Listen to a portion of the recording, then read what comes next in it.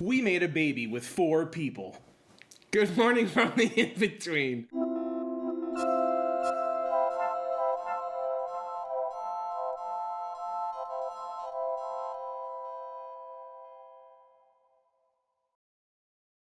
So today we have our very first guest on our morning show in the form of this guy right here. Probably wondering what the hell this is, but like we mentioned in a previous video, we will be releasing a short series titled 2, and this is the first prototype, first rendition of one of the animatronic characters. Originally, when we had come up for the concept for our short series 2, we knew that we wanted to do something without actors. And that required us to create our own actors, in this case in the form of a puppet. Or an animatronic, or a armatured actor, as it were. This is our guy. This is our dude. One of 2, because there are 2 characters. It's the name of the show! Yes! Yeah, it is. And the name of the show is 2 because there are 2 characters that constantly have conversations throughout all seemingly 10 episodes that we're gonna make. So today we pretty much just wanted to show you the progress we made over the weekend. We were using this channel to show you all updates and news and releases of our new content. So this will be one of those. We'll just show you some behind the scenes footage, some B-roll of what we did this weekend along with Soul's dad and our friend Joe, who worked on Angler with us and will be coming back for every single project we make. So we appreciate you both. One of the first problems that we encountered when we started the build was that since we're using these tiny little servos in the head that Joe is going to talk to us about in a little bit, we had to make a face shape that was both hollow and lightweight so that the servos would not compress underneath the weight of something heavier or more dense like clay, which was our original option for the head. So my father, who built a majority of this puppet, took about 5 minutes to come up with the idea of using a wiffle ball for the head because it was already hollow and lightweight enough to not crush the servos. So that is actually what we used for the face shape. It was a wiffle ball that we cut the back out of and then used a heating gun to mold some sort of face shape into. And being though that both of our actors have their mouths covered, one of them is going to be wearing a bandana and the other has a gigantic beard, the mouth shape was not necessarily something that we had to look into. As you can see, he's like 16 to 18 inches tall, but originally they started off as what we thought were going to be about 6-inch figures. Yep. But then once we introduced the idea of servos and moving parts, because we pretty much are going to be using the servos to tilt his head and, pan to look around. So while we introduced those servos, everything just kind of got triple the size. Yeah. Originally, we wanted to make them smaller, like these 6-inch guys or this 8-inch guy right here, because the sets are going to be pretty involved and are definitely going to be a majority of where our work is spent. So we wanted to make them a manageable size, but we adapt. Things happen.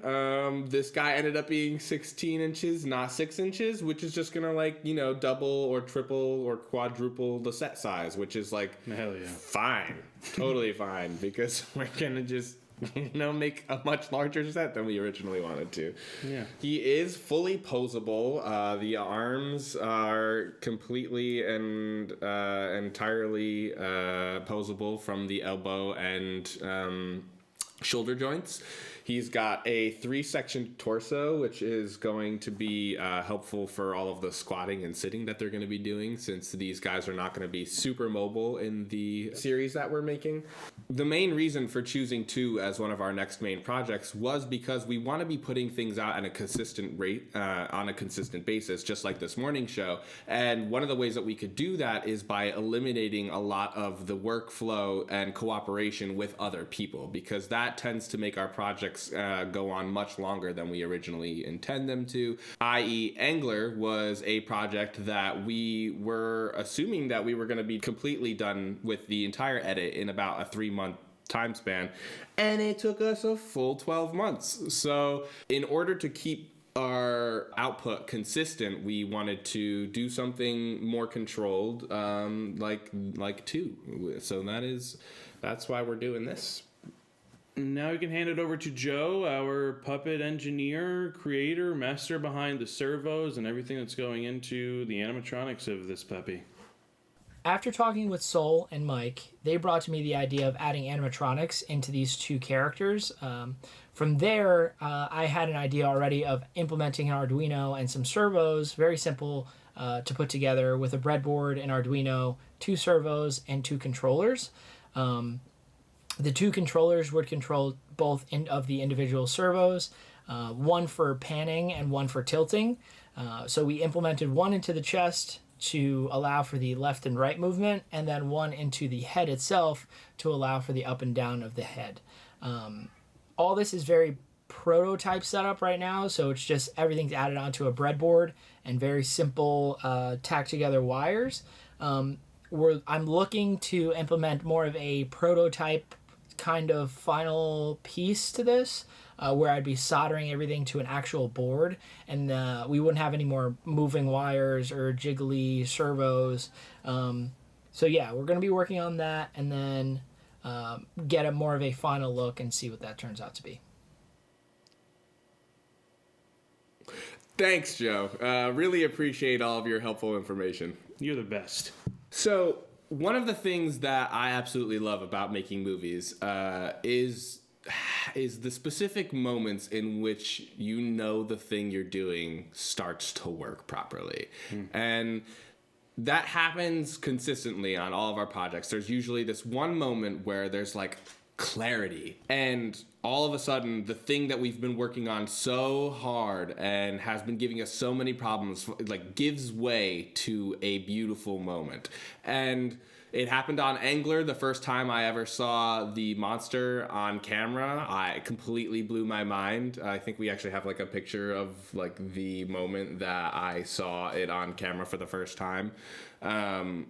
And we had a very similar moment when this puppet came to life for the first time in the workshop, because you spent we spent weeks coming up with this idea, and then we spent at least a week putting this puppet together, and then the culmination of all of our hard work literally came alive, and it was quite bizarre. It was like a proud papa moment. I was definitely feeling like I would like to see the baby, you know.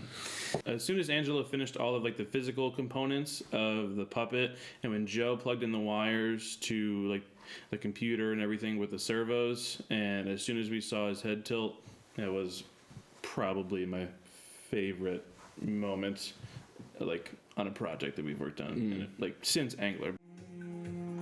Oh, he just moved. Oh my God, it's crazy! That's It was just very reassuring. It felt like we truly gave birth to this guy, because that was a freaky, awesome moment.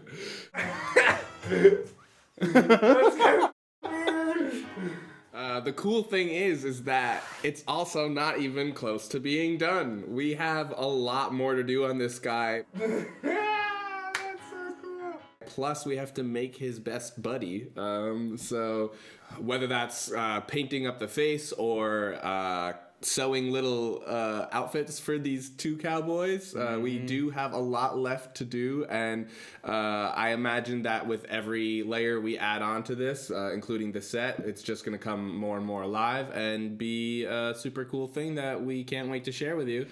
Yeah, so we'll pretty much be giving you updates whenever we have them, hopefully each week, maybe not, but whenever we have new updates of these rootin' tootin' cowboys, we'll be sure to show you all them clothes we put on them and paint their face and stuff, right? Yes, sir. We put on the little hat. We're going to make their own hats. The boats. I don't know what we're doing for the boat. We'll figure it out. We're figuring it out. We're doing the stuff. Put the poncho on him and he'll look good. Okay. The cool thing about the week to week here at In Between Studios is that we're never really just working on one thing. So whereas this was the main focus of our last week, we also had a really big creative push on another thing that we're working on very, very passionately, and that is a card game. Whoa. Yeah. That's hot. Tell me about it, Toots. It's a really cool game where you can play with creatures and fight each other. It's really awesome. If you like dueling, this game is for you. Now I'm Daffy Duck, Donald Duck.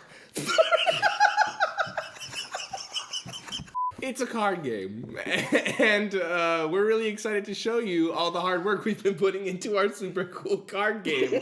It's a trading card game, so think Pokemon and also a good helping of Munchkin smashed in there if you've ever played either one of those two games. And if you enjoy them, then you'll probably enjoy this game. It is called Creatures from the In-Between, and we're pretty freaking jazzed about it. There are currently 30 creature cards as part of the Gen 1 startup pack, I guess, because this is the first time we've ever made these guys. So super excited to bring you this this weird thing that we're doing that just kind of came out of nowhere. Soul just started doodling and sending me cards saying, hey, we're going to make a card game and put it on the show.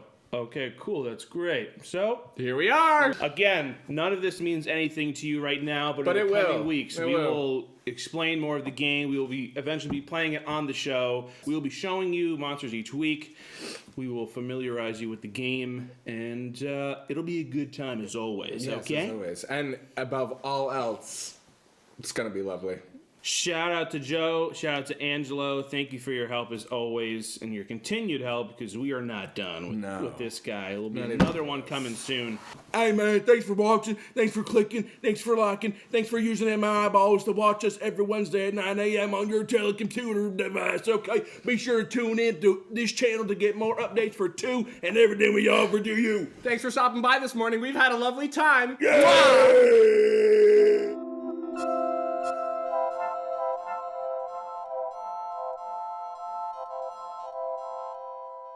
Hey man, thanks for... Hey man. Hey man.